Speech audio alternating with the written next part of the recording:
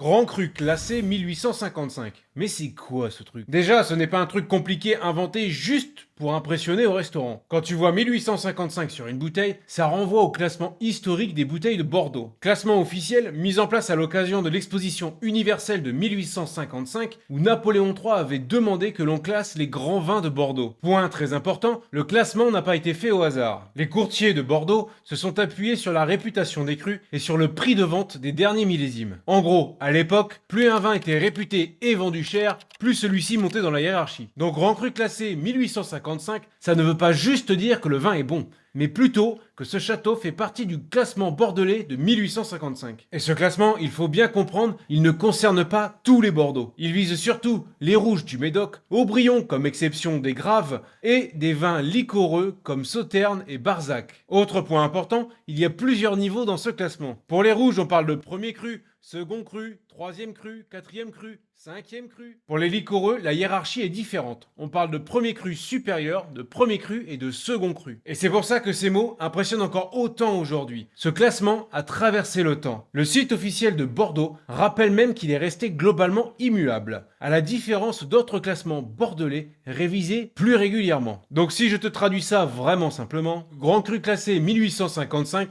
ça veut dire que ce château fait partie du grand classement historique établi en 1855. Ça ne veut pas dire que tous les vins classés en 1855 ont le même style. Ça ne veut pas dire non plus que tout grand vin de Bordeaux en fait partie. Et ça ne veut pas dire qu'un vin non classé ne peut pas être excellent. La vraie idée à retenir, c'est donc celle-ci. Grand Cru classé 1855, ce n'est pas juste du prestige sur une étiquette, c'est l'héritage d'un classement historique très précis. Si tu veux continuer à comprendre le vin simplement, sans jargon et sans prise de tête, abonne-toi. Surtout, tu prends soin de toi et je te dis ciao!